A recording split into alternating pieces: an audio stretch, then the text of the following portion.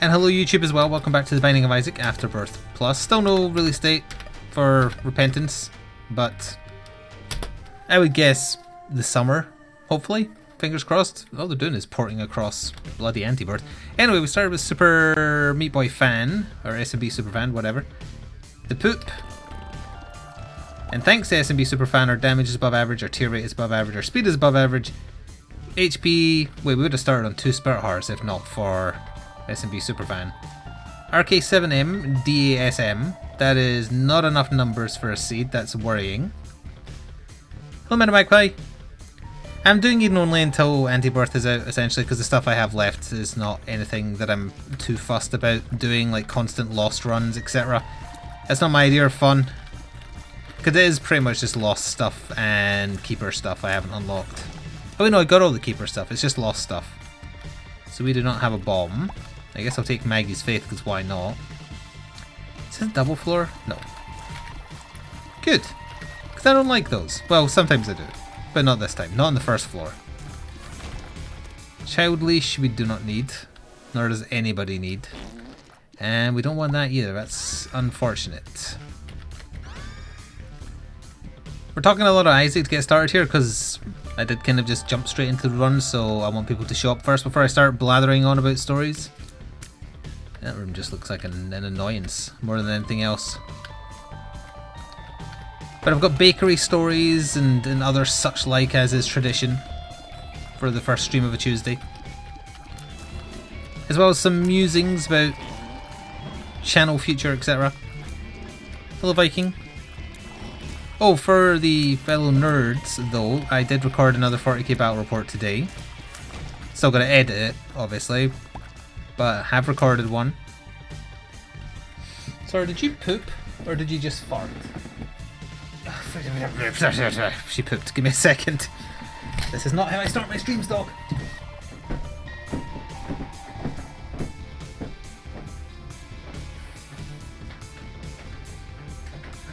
Classy show, and here you are pooping in the corner. You missed.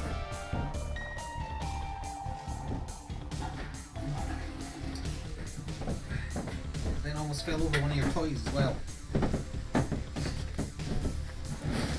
Anyone else talk to their dog like they're your spouse? Alright. Apologies. Why can't I hear anything at all now? I must have hit the volume thing. There we are, just in time to hear that it was worth it. Thank you, Ty, for a 16-month streak with a tier 1 sub. Hello to you too. 16 damn months. Let's all say damn. That's how we know we're cool. Because we say damn a lot. Hello, mostly dead. Zombie. If I'm going to go that deep into your name, I might as well say the whole name. You SOB. Make up for it by dropping a bomb. Drop a bomb? I've had no consumables so far. It just occurred to me I could use the tarot card to get the tinted rock. It's a gamble, obviously, but I'm willing to take it. Alright, let's go see if it works. Even if it doesn't spawn a bomb next to the tinted rock, I can shove one into it. Damn, damn, damn, damn, dammy damn. Oof, I got it, but I can't use that. I guess we'll just go to the boss and see what... Oh, hang on. Well, good to know, I guess. You did this, but you started with a different spacebar item. That means we have different item pools, because either you have something unlocked that I don't have, or vice versa. If you put a lot more time into the game, chances are if you've unlocked every existing item currently, you have a different pool to me, because I haven't unlocked everything.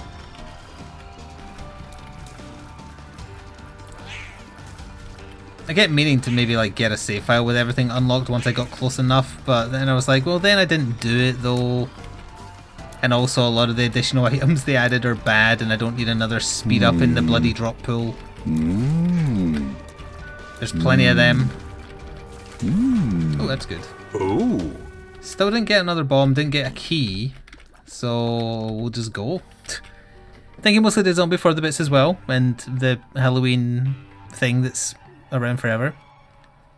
Hello, your base. If you weren't here earlier when you said hello, which would be strange, before I went live, Rydog gave you a gifted subscription.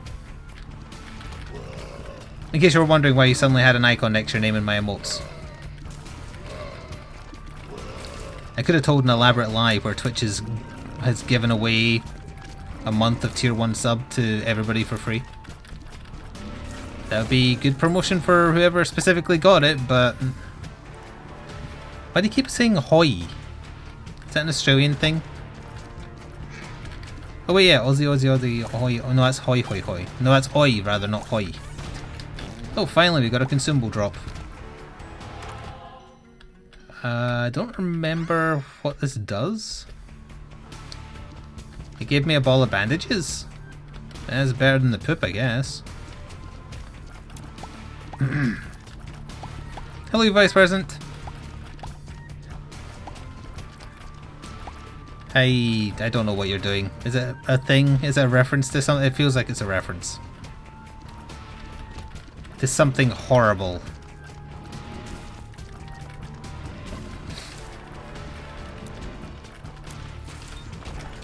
I'm waiting to be told.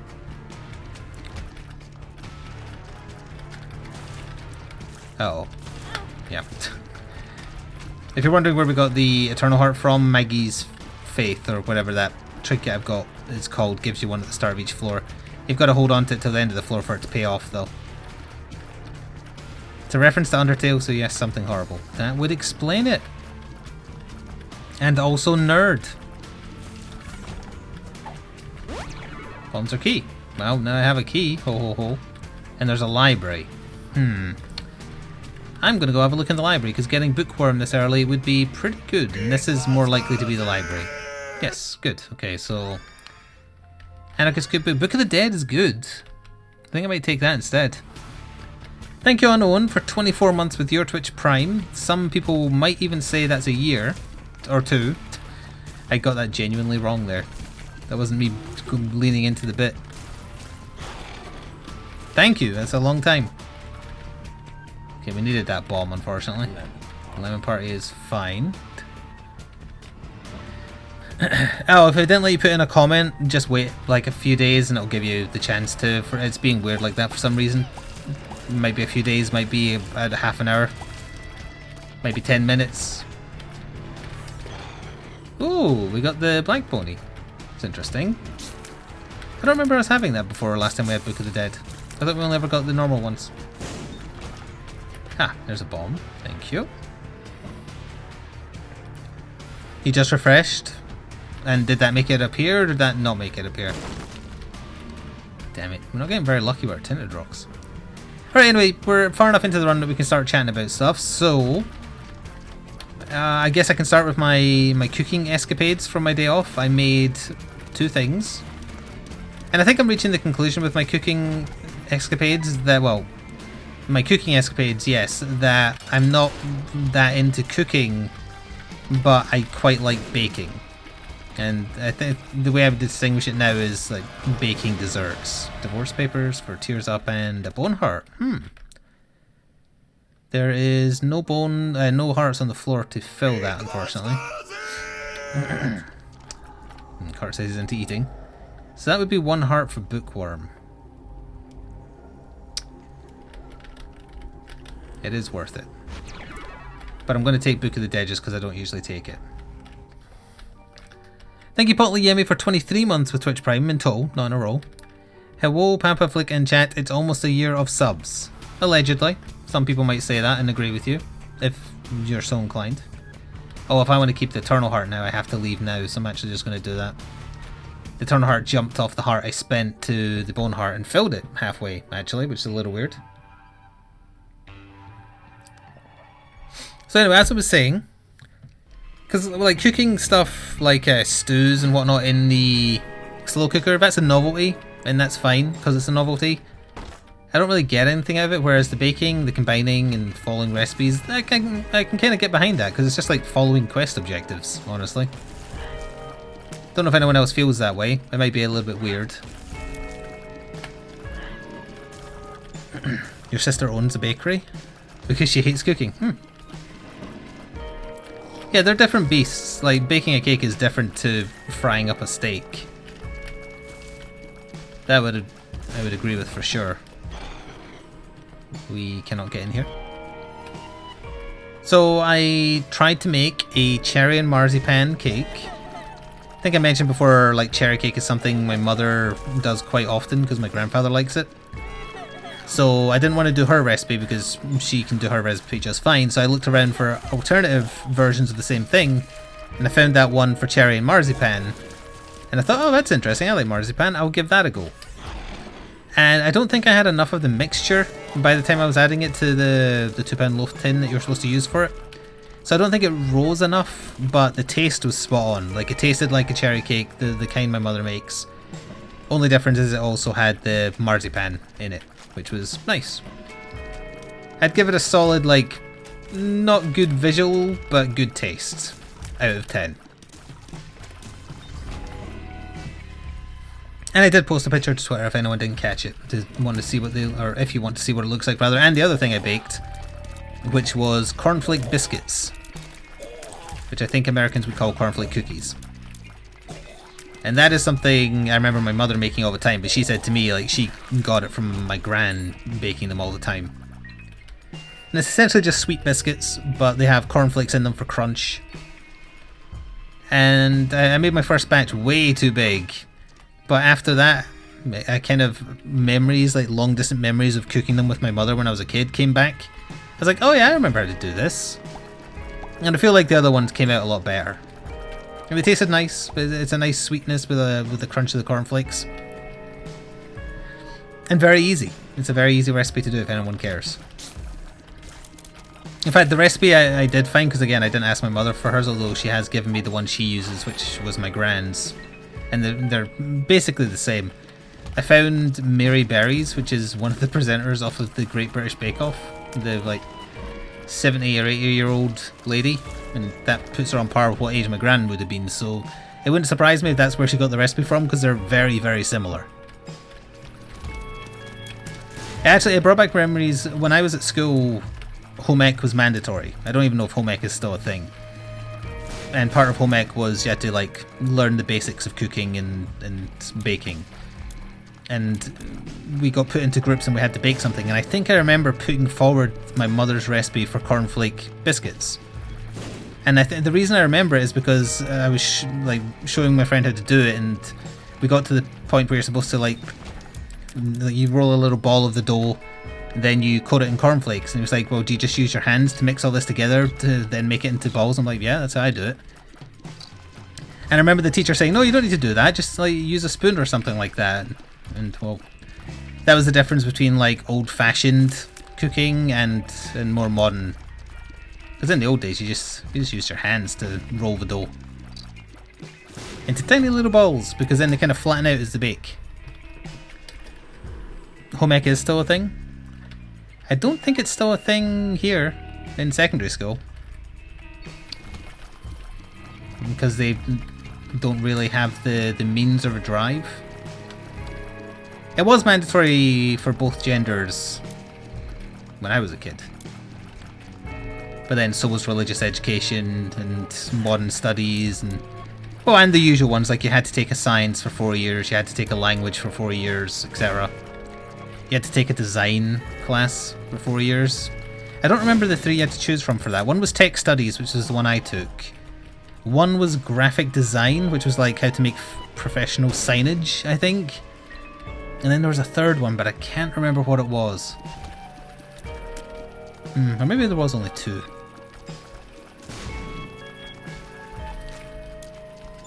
You still use your hands? Well, I used my hands when I was making them as well. And the recipe actually said, lightly wet your hands and make the dough balls. But it also was a recipe written by an 8-year-old woman, so maybe that's expected. I think it's fine that way. You could technically use like an ice cream scoop to just scoop out a perfect ball, but that's not as fun as like rolling it up in your hands. Also, if you used an ice cream scoop, it'd be way too big. It has to be smaller than that. Because I think the amount of mixture I had for the cornflake cookies was meant to make like 30 something of them. I made 15 because my first batch of 5 were way too big.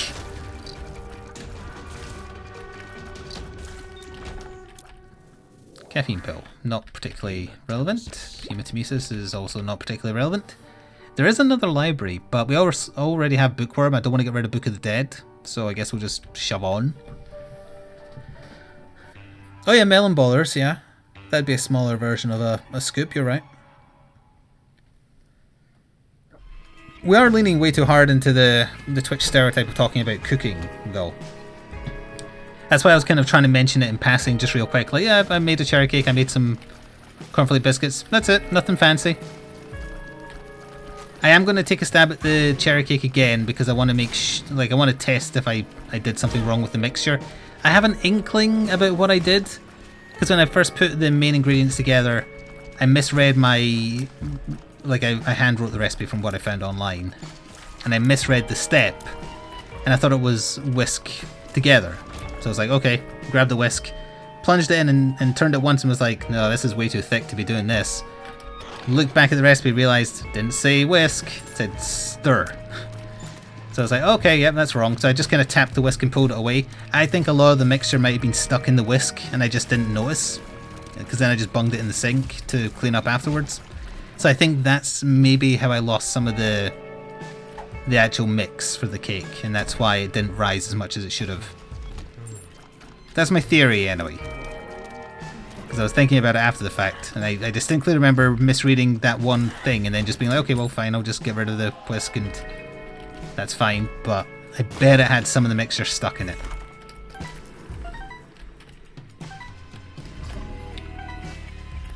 Anything that went wrong with the cornflake cookies was just down to me not knowing how big a size of dough ball to make.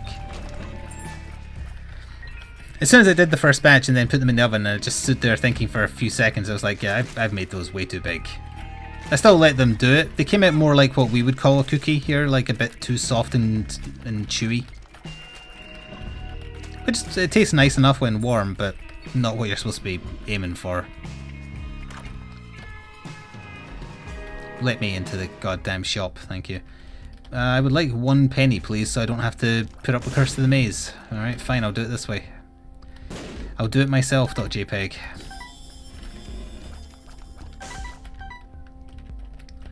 Alright, now we won't teleport randomly. Although it did put us right next to the boss, but I still need to find an item room.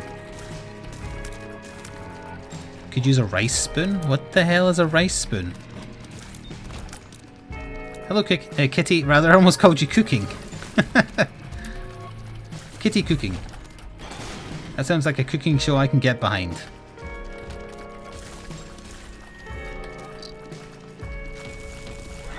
No insensitive jokes about Asian cooking, please. It's large and flat for skipping rice. Oh, I think I have seen those in some television program. Yeah. I can't remember which one. Probably something I've been watching on Netflix. I feel like I've seen something like that. Maybe that like at the chef's table thing, because they were doing all sorts of fancy stuff with. And there was a Japanese week. So yeah, maybe in that. Oh, there's another book.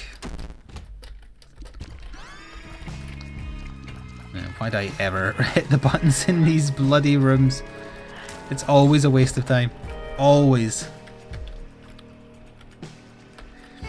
What do the Brits call what Americans call biscuits? Cookies, I believe. I think it's just directly inversed. Like a chocolate chip cookie is the doughy thing with chocolate in it to us. Whereas like a bourbon or a custard cream or a digestive, they're all biscuits. So I think that's inverted. Gertie said to the inclination of Morty. Oh, scones are an entirely different thing, though. They're neither biscuits nor cookies. They are scones. Or scones, depending on how you want to say it.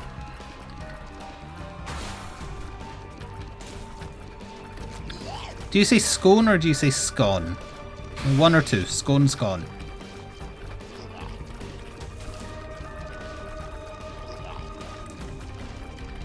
One. Okay. I just go by what my mother says, and I'm pretty sure my mother says scones, so that would be a 2. Little delirium and Dark Bomb. Dark Bomb will do. Little Delirium can get out.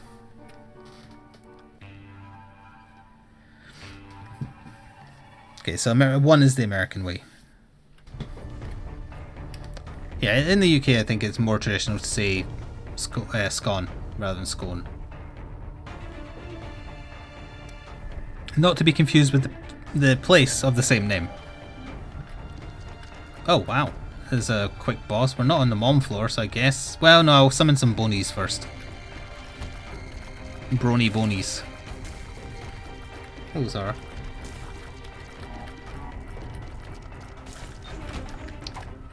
Shiny rock I do not want. Well, I wouldn't mind a shiny rock in real life.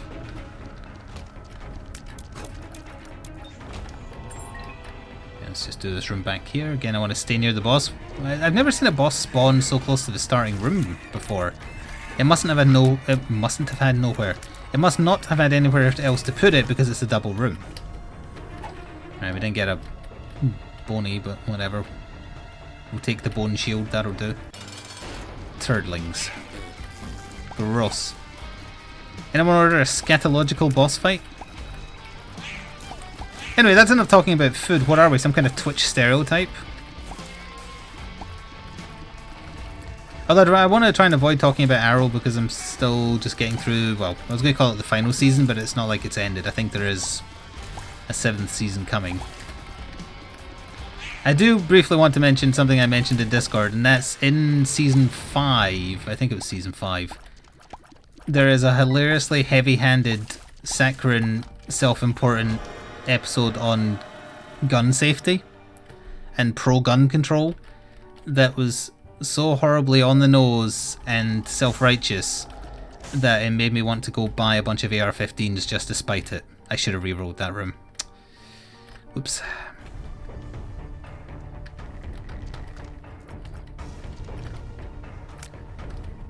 Now, I'm not saying you shouldn't have episodes of your dramas and whatnot about real life issues, but do them a bit better than the way they did it. So maybe gun ownership is bad because someone goes and shoots up City Hall that has a beef with City Hall. So then you get Green Arrow arguing with well, not a specific Republican politician who's pro-guns, but basically just hashing out any gun argument you can think of. And then you have the black character arguing with the Hispanic character about which one of them is more likely to be shot by a white person with a gun. And then in the end they have their cake and eat it too by finding a middle ground rather than taking one particular action where we'll have some gun control, but not lots. Just have some.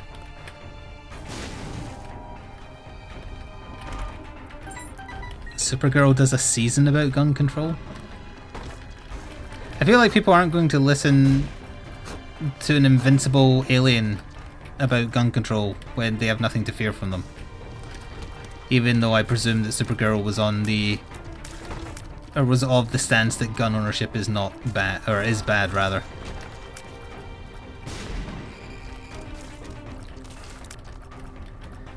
Wait, I missed what Evil Vice President said, that you're replying to saying yes.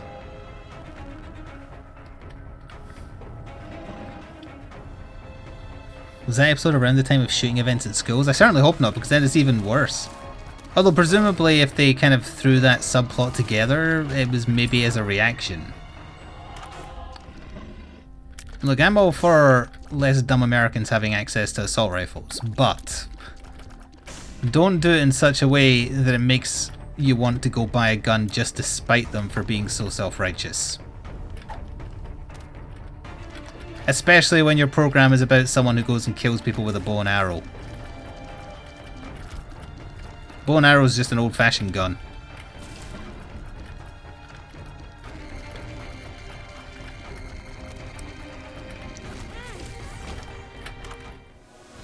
Nope. It's our last item room as well, wasn't it? Oh wait, no it wasn't.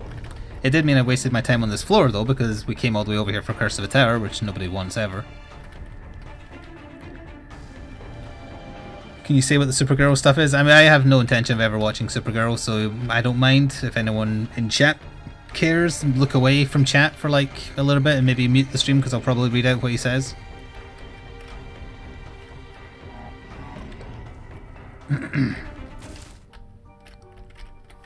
Because I'm curious.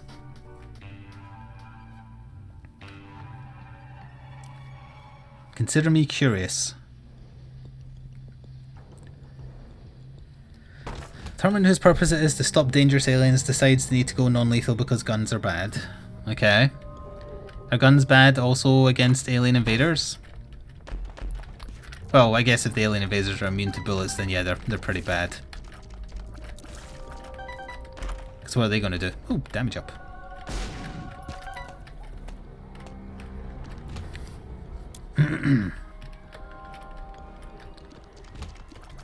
So all the agents disarm and have a big thing about where some quit and some are all for it. The only alien in Supergirl prior to that crossover stuff is Supergirl though, right? Or is the whole thing like Arrow has realistic villains, Flash has metahumans, and then Supergirl is aliens because only aliens could compete with a Kryptonian? In terms of strength?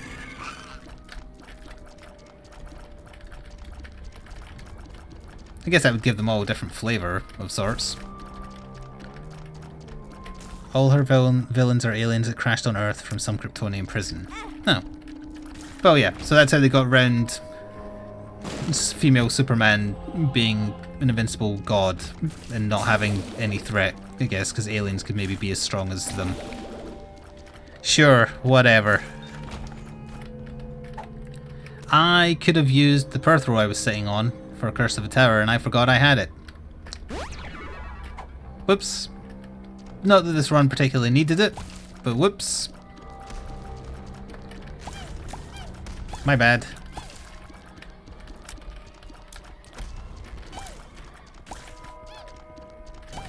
What is the resolution to the should they or should they not use guns against aliens? Do they in the end decide guns against aliens is good or guns against aliens is bad? When most of them, I'm sure, are bulletproof anyway, so who cares? They go full non-lethal.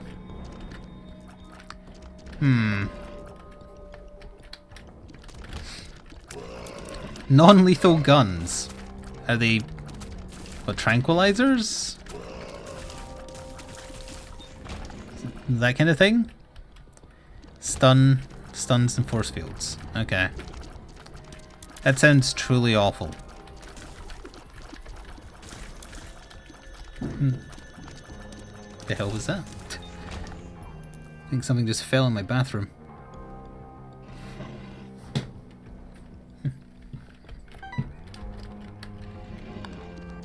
The agents almost never do anything because it's Supergirl. Well, yes, but presumably they have to save money and not do special effects all the time. So they need somebody to do something. Beanbags don't hurt aliens. God damn it. There go 2 keys.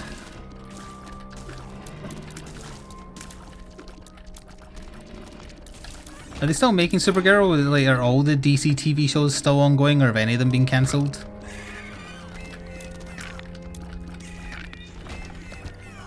What if the alien is allergic to beans? Get out. Oh, season 7 is the final season of Arrow. Good. I'm glad that they're actually going to reach some kind of proper end then. Rather than just petering away until it's no longer popular and gets cancelled.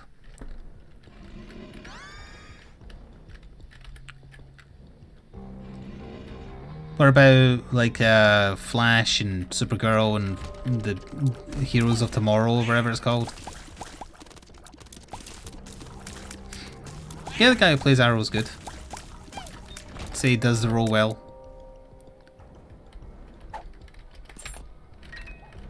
Plays him too much like Bruce Wayne, but that's not his fault. That's the script. They made Batman without having Batman in it.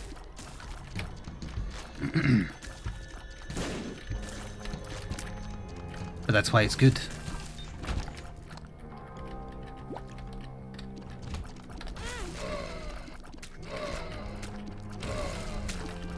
I'm too busy looking at chat about things to pay attention. Rooms are not dying quick enough. I need more damage to facilitate quicker room clearing so I don't need to look at the game as much. We don't want red health anymore, so I will take that. Oh yeah, in season 6? Yeah, the start of the season I'm watching, I'm pretty sure. He specifically mentions Bruce Wayne because he gets accused of being Green Arrow again. And then, I can't remember if he's saying, oh maybe it's Bruce Wayne, or he's saying that's like saying Bruce Wayne runs around on rooftops at night. You know, some kind of on-the-nose reference like that.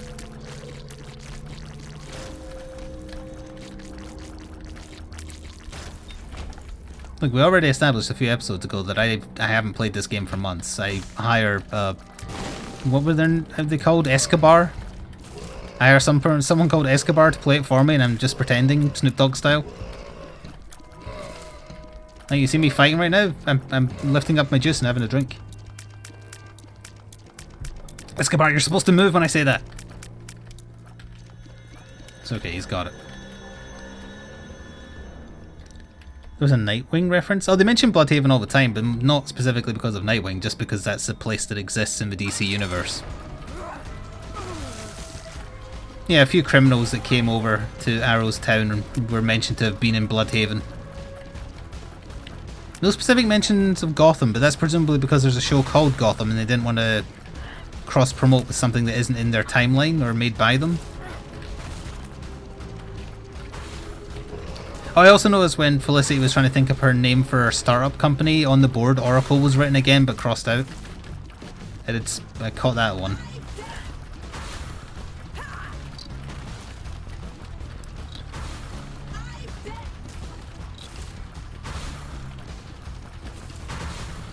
Yeah, that's the second time. The first time was when she wanted her code name and he said Oracle was taken.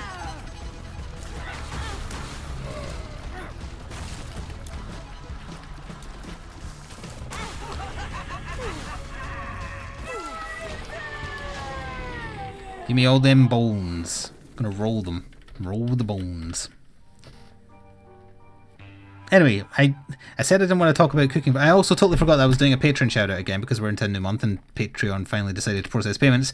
Let's see, is any one of these names here today right now? Yeah, Rydog's here. Oh wait, no, he probably went to lunch, not runch. No, he is here. Thank you, Rydog, for your support on Patreon last month. There, I did a name of someone who is here. And if he was not here, tough titties.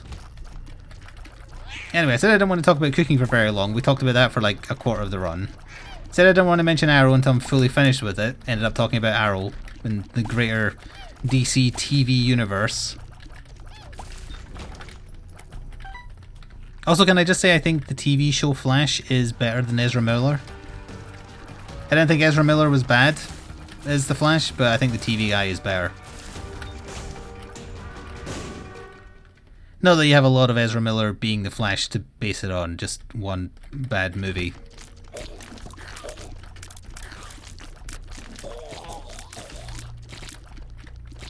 Although Ezra Miller's Flash has a better costume. I like the kind of body armor to control the heat he builds up, etc. It makes more sense, moderately speaking. Hello, Police Kick. Oh, you know what else we could talk about for the remainder of this run? It's actually quite funny, although we'll maybe bring it up again when I've got other people on the call, because I haven't fully heard about this, but I did hear that I think somebody from PC Gamer wrote an article about how they were stuck on the final boss of Sekiro, so they decided to cheat to kill him. And then the hilarious anger of boring nerds from all over the world that he was willing to cheat. And obviously that's a very close comparison accidentally, because I decided to cheat to finish Sekiro because I hated it. And I love the meme that has spawned from this, which is the person making it sound like cheating at a shitty Souls game is the equivalent to denying yourself some profound life lesson. And I love every version of that meme I've seen so far. And I hope that person is ashamed of themselves for the embarrassing shit they committed to a comment. Yeah, you cheated yourself and gained nothing, that one. It was wonderful. What I am curious though, because I didn't see the original I assume it was the article. It was, or rather, it was an article. It wasn't like their review of the game, right? It was someone else for them, not the person who did the review, being like, yeah, I didn't want to finish it because the last boss is shit, and the last boss is shit, for the record. So I just cheated so I could see the ending. That's fine. It's like saying people who don't want to unlock everything in Isaac and go and get a save file that has everything unlocked have done something bad. If they want to do it, let them do it. It doesn't do anything to you. If you want to enjoy the experience on some masochistic, perverse Miyazaki gives me a boner, you know, thing, go right ahead, but not everybody has to circle jerk him.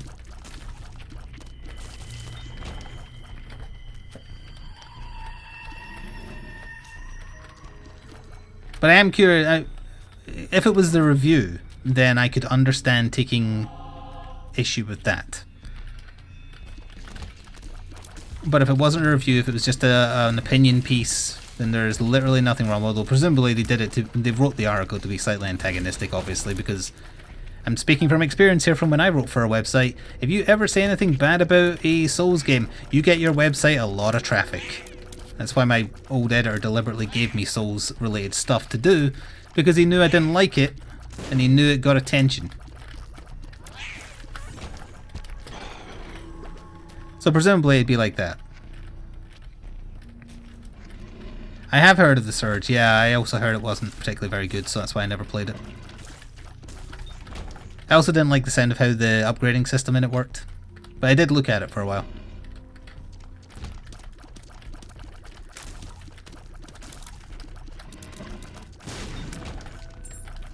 The example I keep going back to for stuff like this, although, again, also, why care what anyone online thinks? Do whatever the hell you feel like.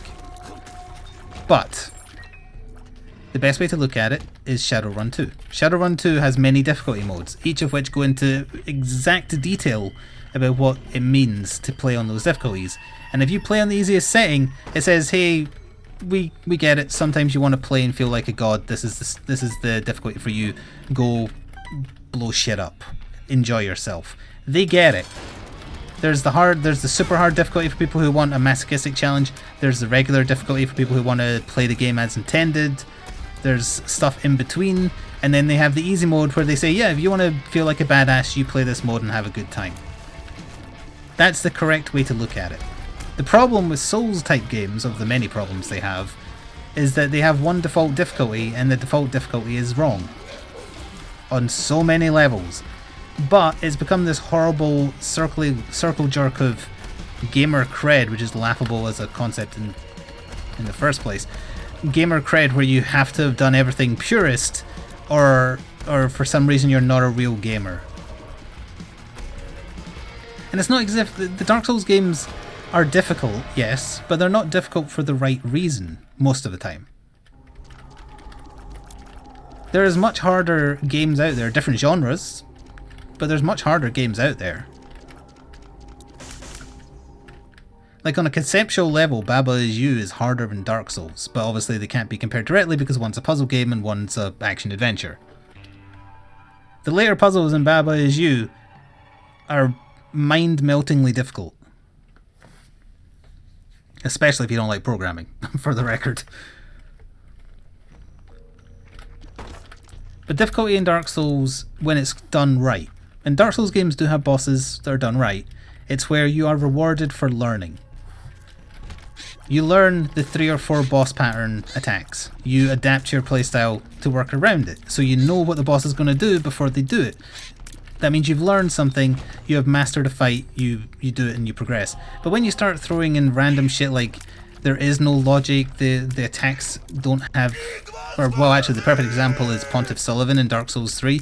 He has the exact same wind-up for 2 different combos, and that means you can't learn, because you don't know which of the 2 he's doing before he does them. And that's the difference between good and bad. That's the perfect example, in fact. Within Souls games, anyway. Thank you, Brad84CNC, for a 1-month streak, but 22 months in total with a tier 1 sub. Welcome back. Finally able to start watching your streams again. Thanks for all the great content. You're very welcome, but I'm mid-rant about Dark Souls difficulty. And also, even though I disliked Sekiro immensely because I wish it was just Tenchu, The reason I stuck with it is because I wanted to see the story, because it's not much of a story, but it's the first Souls game to have a story. And it's probably just, it was the story of a Tenchu game. Like, change Sekiro's name to Rikimaru and you've got the basic plot of a Tenchu game. So I just wanted to see how that played out. And it wasn't all bad. I really liked the Divine Dragon fight. That was pretty fun. It was a gimmick fight, but it was fun. And all you needed to do was learn 2 phases and then execute. And the only good boss fight that wasn't a gimmick fight in that game was the first fight in the castle. You had like 4 combos, learn those, have a good duel with whatever his name is, the general guy. But the only reason that fight is done well and is fair is because there's a stupid second section and then you've got to fight him when he's even more powerful later on. I'm never trusting a Miyazaki game again, because he will never learn because people keep praising him for producing shit.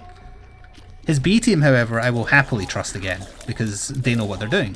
They know where the line is between difficulty and fairness and rewarding you for learning. Sekiro doesn't reward you for learning, it punishes you for trying to be different. That just reminded me of that Simpsons joke from the George Takei episode, but that was not what my intention was. Thank you, Robin the Boy Blunder, for a 22-month streak with Twitch Prime. Hello, Flik in chat. Pretty sure I already did an anniversary message, but that's Twitch, I guess. Yes, it is. I'm close to a year, right? You're getting there.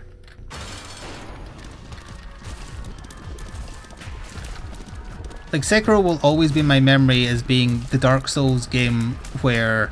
Or sorry, the Souls game, not Dark Souls. The Souls game where every single boss has a one-hit kill throw. I know it's not literally true, but figuratively, if it doesn't kill you, it'll put you one love tap away from death.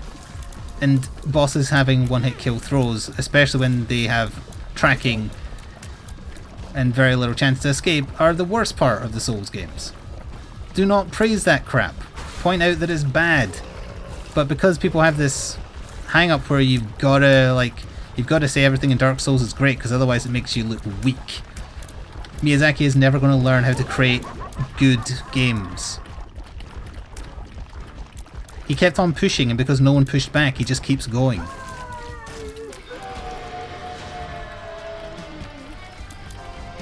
Oh right, I can fly. Wait, why can I fly? When did I... Oh, I picked up... yeah, okay.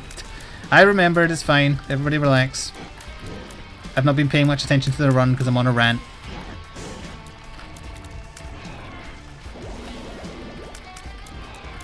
Also, for the record, when I wrote for that website and I did an article about how much I disliked Dark Souls 1, I didn't really say it was terrible in the way it played, from what I remember, because it played a lot like Demon Souls, and I like Demon Souls a lot. I'll take that, thank you very much. I'm very into stories in games, so I had a major problem with it having literally no story, especially if you weren't willing to sit and read items in your inventory. So honestly, that was one of my main concerns. Because Dark Souls 1, it's still kind of slow and laboured combat, so it's similar to Demon Souls in that regard. The lack of story wasn't the only thing I disliked. I disliked a lot of the bosses. I disliked the online mechanics, but again, they were in Demon Souls as well. There's a grab in Sekiro that is bullshit. Well, every one of them is. I experienced them.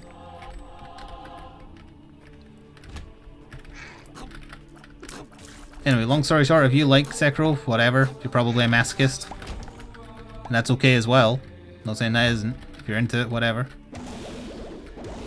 But never, ever chastise someone for not enjoying the game that you liked. Let them dislike it. Conversely, they should let you like it, even if they don't like it. I don't care if you like Sekiro, like it. It's not for me. But I don't like seeing people getting prodded at for disliking Souls games. Souls games especially. Like, why is it that people so vehemently defend Souls games?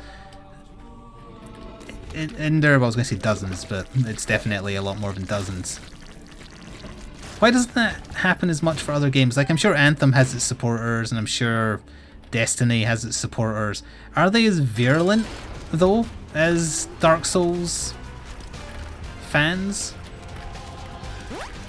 Because I shat all over Destiny as well in my time. I shat over Anthem after all the horribleness at release.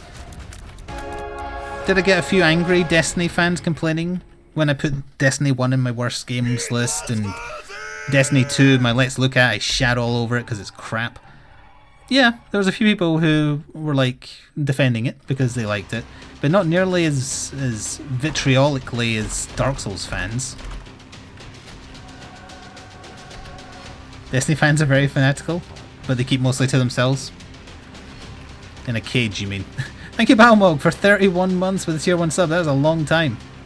Court's playing Destiny 2 right now. I mean, I judge you for plenty more than that, honestly. I did have something else I wanted to talk about, but we got way too deep into the subject, so I think we're probably going to have to carry this over to the Gungeon run. I wanted to talk about plans for the channel, but oh, I get so angry when I see people defending Souls games. That's something I need to work on. I need to practice what I preach and not care if people like them, but I do enjoy that meme a lot. And I'm glad that rational gamers are taking the stance where they're like, who cares if the guy cheated? It's fine. Who gives a shit? But all the hilarious comments making it sound like they committed some kind of war crime is just, it's wonderful to make fun of that. Because that is someone who's disassociated with real life.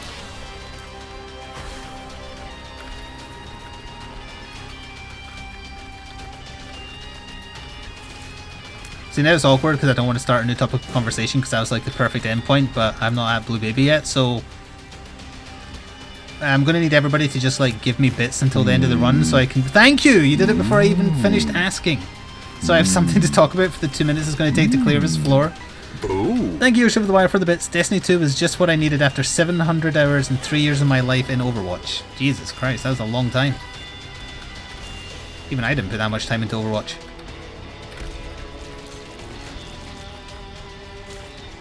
Yes, offended on the game's behalf. That drives me fucking nuts.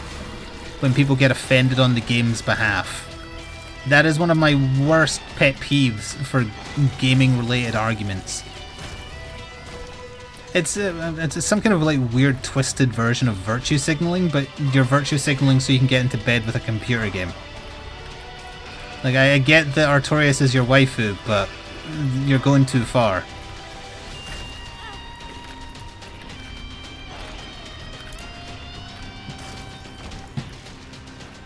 Oh damn it, I went the wrong way. Can I get an Emperor card, please? This is getting very awkward now.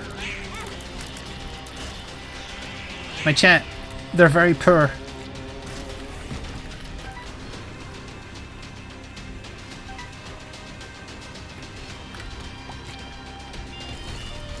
See, he even said we are. The Vice President speaks for everybody because he's in the running for President 2020. Okay, this is a bad room for Mom Snipe, obviously. It's also a dead end.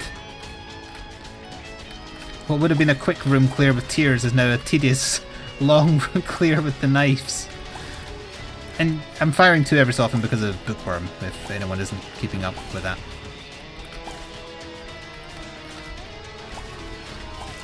You'd thrust your crystal halberd into the gaping dragon, if you know what I mean. I do know what you mean. It's furry related, right? Evil Vice President 2020, evil you can believe in. And presumably your skin colour is a much healthier colour than tangerine orange. Oh, Steam sale, that's going to be very useful, thank you. Emperor card? That's not Justice. Justice would have been an Emperor card. Oh, it's the same room, just orientated vertically.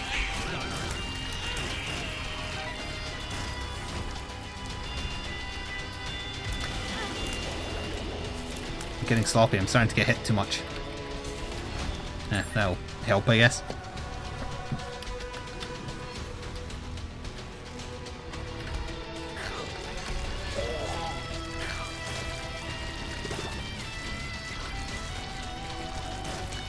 Green skin for the win. Wait, you an orc? I don't think we should have an orc president. I think that might be bad. I mean, your DACA quotient would go through the roof, but I still don't think that's a good idea.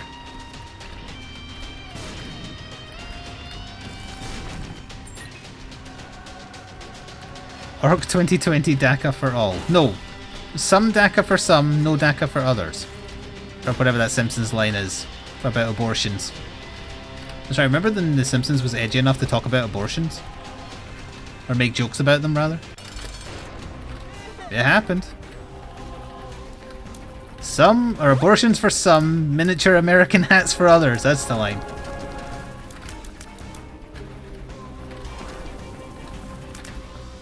Oh, flags. Okay, not hats, flags. Still, we got there in the end. For those watching After the Fact on YouTube, thank you very much. I hope you enjoyed. We'll be back soon with another episode. Also playing a lot more Gungeon at the moment because of the final update being out. See you next time.